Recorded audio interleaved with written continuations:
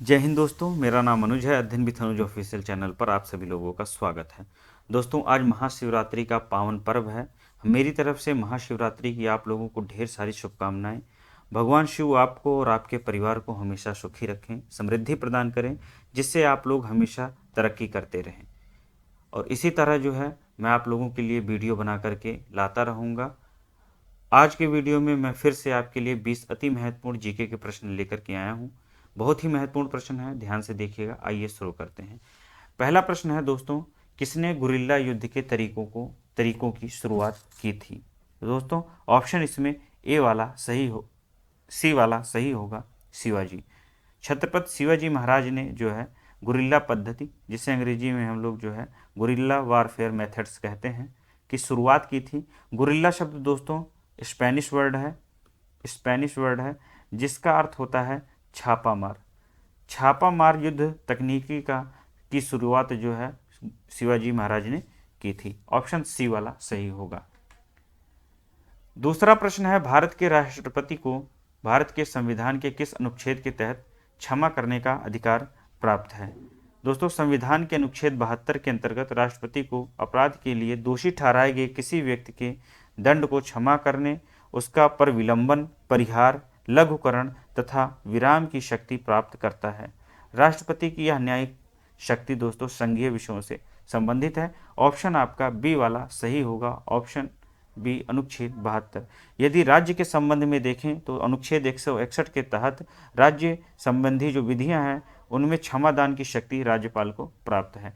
अनुच्छेद 161 के तहत राज्यपाल जो है किसी भी व्यक्ति से संबंधित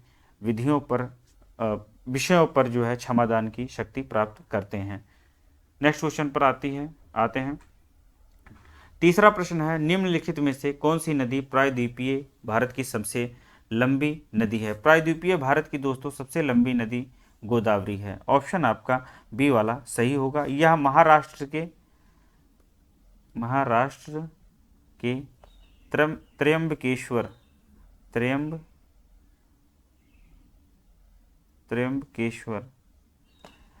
महाराष्ट्र के त्र्यंबकेश्वर नामक स्थान से निकलती है। चौथा प्रश्न है, निम्नलिखित में से कौन सी नदी महाबलेश्वर से निकलती है? महाबलेश्वर से निकलने वाली नदी दोस्तों जो है कृष्णा नदी है। ऑप्शन आपका सी वाला सही होगा। भारतीय बैंकिंग प्रणाली के संदर्भ में आरटीजीएस का फुल फॉर्म क्या होगा या पूर्ण रूप क्या होगा? तो आरटीजीएस का फुल फॉर्म होता है दोस्तों real time gross settlement. Real time gross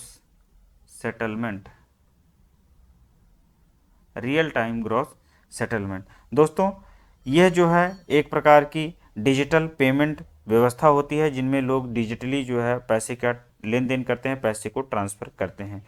इसी तरह जो है एनईएफटी भी जो है एनईएफटी जिसका फुल फॉर्म होता है नेशनल इलेक्ट्रॉनिक फंड्स ट्रांसफ़र, और आपका आईएमपीएस इमीडिएट पेमेंट सर्विस, ये तीनों आरटीजीएस, एनईएफटी और आईएमपीएस तीनों जो है डिजिटल माध्यम है पैसे के ट्रांसफ़र करने का। ऑप्शन आपका सी वाला सही होगा। Real time gross settlement banking प्रणाली की एक जो है डिजिटल ट्रांसफ़र पेमेंट पद्धति है। जब बर्फ पानी के ऊपर तैरती है तब इसका कितना हिस्सा पानी के बाहर रहता है? दोस्तों, शुद्ध जल का जो अधिकतम घनत्व होता है, शुद्ध जल का अधिकतम घनत्व जो होगा वह होता है 4 डिग्री सेल्सियस। 4 डिग्री सेल्सियस होता है। इसकी तुलना में 0 डिग्री सेल्सियस पर बर्फ का घनत्व इसके घनत्व का जो है 0 डिग्री सेल्सियस पर बर्फ का घनत्व इसके घनत्व का 9/10वां भाग होता है, तो 10 गुना होता है। तो इस हिसाब से यदि हम देखें तो बर्फ का जो है 90% भाग पानी के अंदर में रहेगा और 10% भाग जो है पानी के बाहर रहेगा। इसलिए ऑप्शन आपका सी वाला सही होगा। 0.1% जो है हिस्सा उसका पानी के बाहर तैरता रहता है। ऑप्शन आपका सी वाला सही होगा। जब बर्फ पानी के ऊपर तैरती है तब इसका कितना हिस्सा पानी के बाहर रहता है? तो 0.1% रहता है। नेक्स्ट क्वेश्चन पर आते हैं। तड़ित चालक तड़ित चालक का आविष्कार किसने किया था? दोस्तों, तड़ित चालक का आविष्कार बेंजामिन फ्रैंकलिन ने किया था। ऑप्शन आपका सी वाला सही होगा। तड़ित चालक को बनाने में तांबे का प्रयोग किया जाता है, जबकि एकीकृत प्रपथ में प्रयुक्त अर्धचालक चिप सिलिकॉन की बनी होती है। ऑप्शन आपका सी वाला सही होगा। बेंजामिन फ्रैंकलिन तड़ित चालक के आविष्कारक हैं।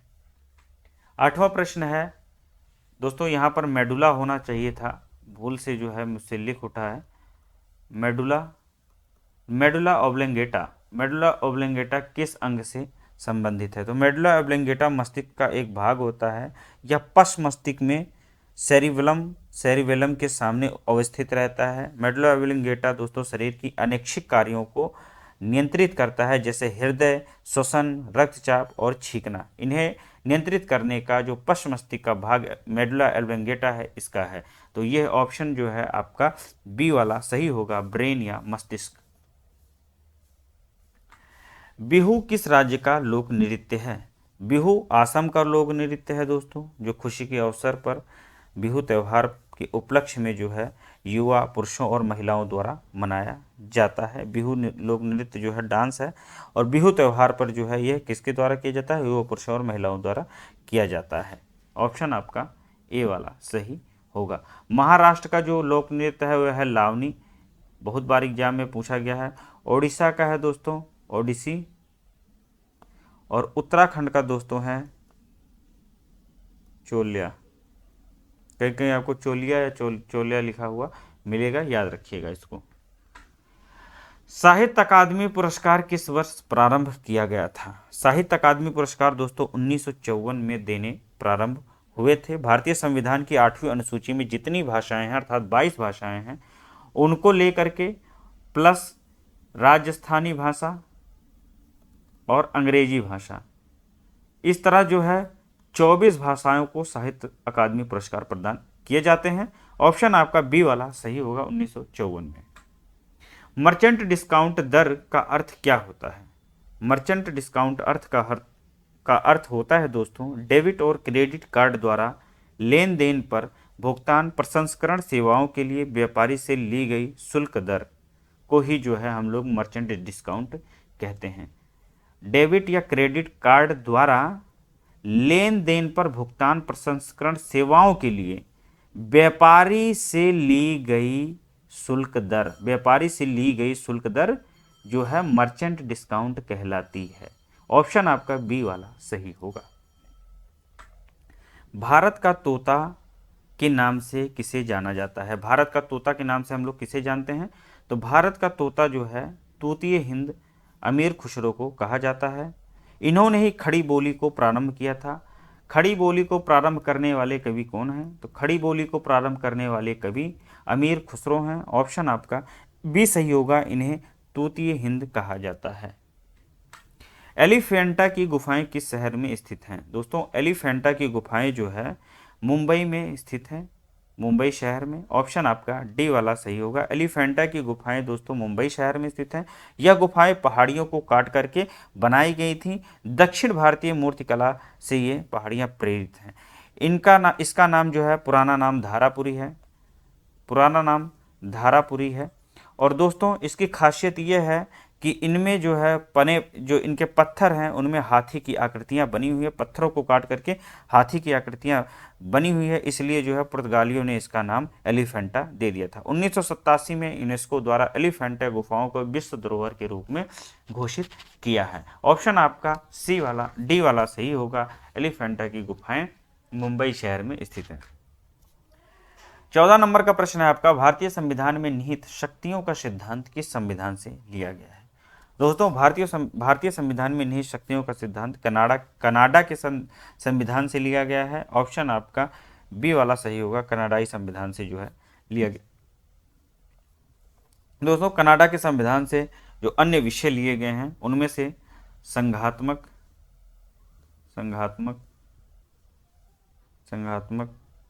विशेषताएं हैं,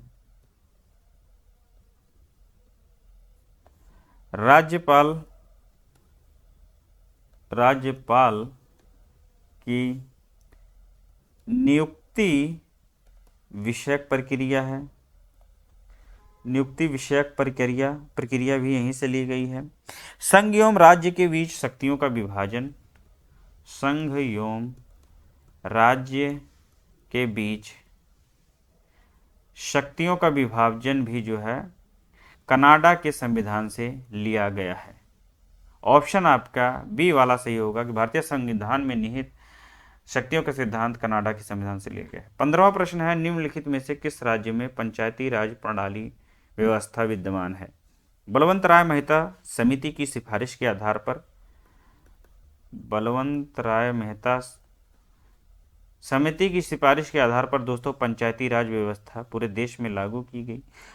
पूरे देश में तो हर राज्य में लागू नहीं है, तो इसलिए जो है इनमें ऑप्शन ए वाला सही होगा। अरुणाचल प्रदेश में है, जबकि इन तीनों राज्यों में पंचायती राज व्यवस्था अभी तक विद्यमान नहीं है या लागू नहीं की गई है। ऑप्शन आपका ए वाला सही होगा। केंद्र शासित प्रदेश लद्दाख में कितने जिले हैं? केंद्र शासित प्रदेश लद्दाख में जो है कितने जिले हैं? तो ऑप्शन दोस्तों ए बी वाला सही होगा आपका, कारगिल और लेह। कारगिल और लेह दो ही जिले जो है लद्दाख में स्थित हैं। उन भू आकृतियों को जो पृथ्वी के विभ्रंश के कारण बनती हैं, जिनके कारण एक सतह दूसरी सतह से नीचे चली जाती है, उसे क्या कहते हैं?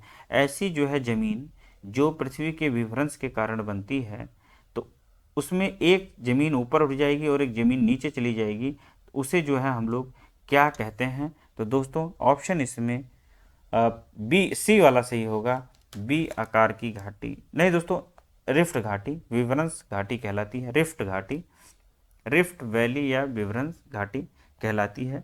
रिफ्ट घाटी एक जो है स्थल रूप है जिसका निर्माण विवर्तनिक हलचल के परिणाम स्वरूप होने वाली विभ्रंश या भ्रंशन के कारण होता है। सामान्यतः पर्वत श्रेणियों तथा उच्च भूमियों के बीच स्थित लंबी आकृति वाली घाटियां होती हैं, जिनसे अक्सर झीलों का निर्माण भी होता है। दोस्तों ऑप्शन आपका ए वाला सही होगा, जो पृथ्वी में विभ्रंश के कारण बनती हैं, जिसके कारण एक सतह दूसरी सतह से नीचे चली जाती है, वह रिफ्ट घाटी या विभ्रंश घाटी कहलाती हैं। बगलिहार बांध या बगलिहार बांध परियोजना भारत के किस राज्य में स्थित है? दोस्तों बगलिहार बांध परियोजना भारत के जम्मू कश्मीर राज्य में स्थित है। जम्मू कश्मीर राज्य के जो है जम्मू क्षेत्र के डोडा जिले में, जो कि पाकिस्तान की ओर बहने वाली चिनाब नदी है, उस पर स्थित है। ऑप्शन आपका बी वाला सही होगा, चिनाब नदी याद रखिएगा। बगलिहार परियोजना जो है चिनाब नदी पर स्थित है जम्मू कश्मीर राज्य में। आईटी में बैंडविड्थ को बढ़ाने के